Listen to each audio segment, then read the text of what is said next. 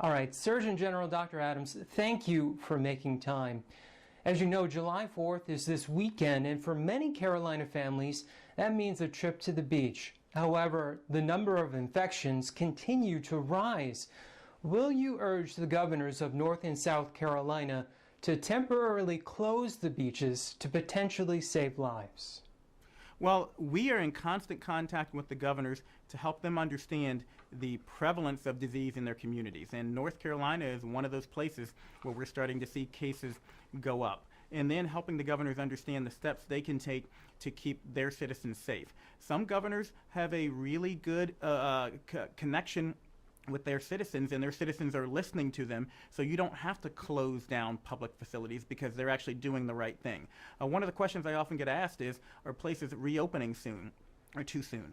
We actually have seen that many governors are making the right decisions, but the citizens themselves are choosing not to adhere to the guidelines, things such as wearing a face covering when you're out, staying 6 feet apart. I think the most important message here is that the people of North Carolina have the ability to control how soon and how long we are open. If people do the right things, if they subject themselves to small inconveniences like wearing a face covering, washing your hands frequently, staying 6 feet apart, then we will be able to have more places open, including restaurants, including churches, including schools, and including beaches.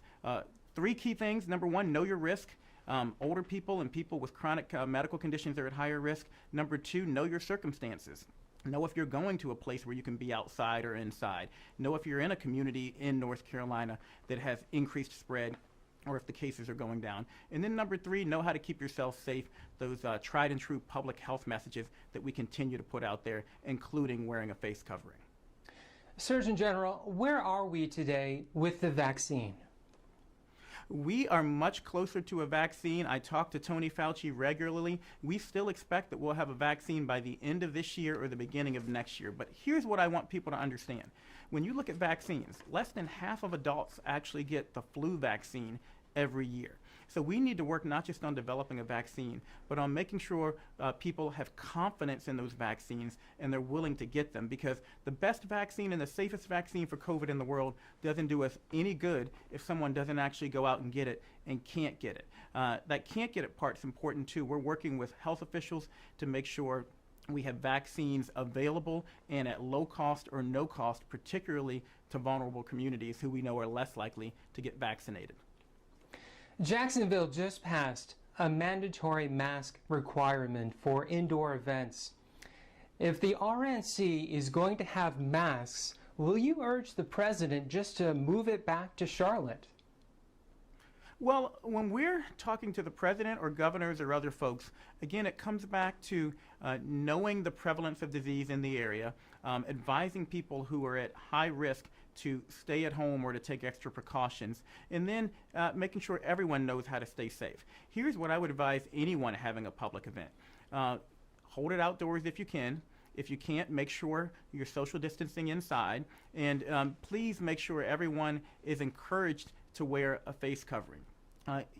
Often when you try to make people do something, they will push back and you'll have just as many people refuse to do it. I've found that when you actually explain to people why you are asking them to do something, you're wearing a face covering because it protects the droplets that come out of my mouth when I'm talking from getting through to you. That's why you're wearing a face covering. My face covering protects you, yours protects me. And then you help them understand how they benefit. You benefit because fewer cases means more places open. It means we get back to normal sooner. When you do that, people are more likely to wear a face covering. And finally, sir, you're the 20th Surgeon General in the history of the United States. Perhaps few have been challenged like yourself. How is it that you're able to just continue to press on and keep working so hard?